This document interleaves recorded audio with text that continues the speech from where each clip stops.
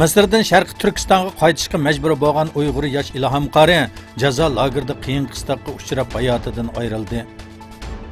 O'tgan yili Xitoy Misrda o'qiyotgan Uyg'ur o'quvchilarni qaytishga majburlagan va ularning ota-onalarini turmaga solab ularga taklif solgan edi. 28 yoshli Ilhom Muhammad yurtiga qaytishga majbur bo'lganligi, orqadan tutib ketilganligi, oxirida bo'lsa jazo lagerida jon berganligi o'ttirg'i chiqdi.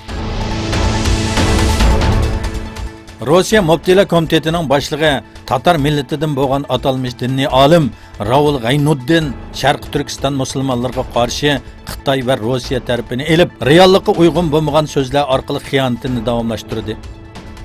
Xitoyning Sharqiy Turkistonda Uyg'ur va qozoqlarga qarshi yo'l qo'ygan bostirish, assimilyatsiya siyosatlari dunyo kun tartibiga kirgizilayotgan bir paytda Rossiya Muftiylar Komitetining boshlig'i Muftiy Ravul G'aynuddin Sharqiy Turkistonda musulmonlarga qarshi kishilik huquq tajovuzchiligi, bostirish, zulm, assimilyatsiya va jazo lagerlari siyosati yo'q.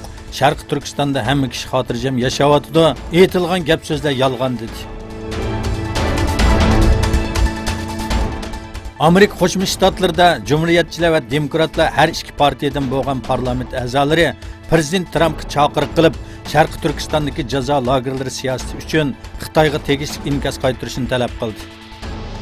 Xitoydagi oz sonliqlar uchrayotgan zulmga qarshi turish kerakligi talab qilingan chaqiriqda tarbiyalash markazi deb nom berilgan yig'ilish lagerlarining tezroq tarqalishi uchun Xitoyga embargo orqali besim tushirish talab qilindi.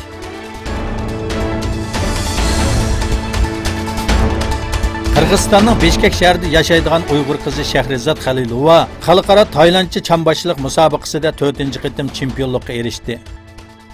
1990-yili tug'ilgan Shahrizod boks, taychuan gumps qatorliq sohalarda ko'p qitim xalqaro musobaqalarga qatnashib, yaxshi natijalarga erishgan.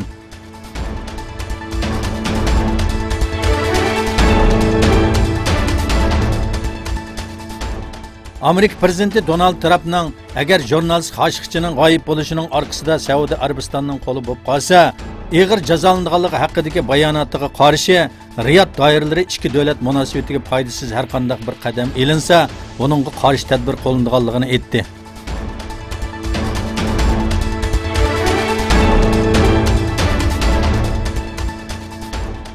Eronning janubidagi Basra shahrida bo'lgan suvdan zaharlanganlarning soni 111 mingga yetganligi bildirildi. Iroq kishilik huquq komissarligi Basra ishxonasining bayonotida aytilishicha, bu shaharda bulg'angan ichimlik suyidan zaharlanish vaqaligining soni 111 mingga yetgan. Doiralar yangi o'qish mavsumining boshlanishi bilan o'quvchilarning zaharlanganligini ogohlantirdi.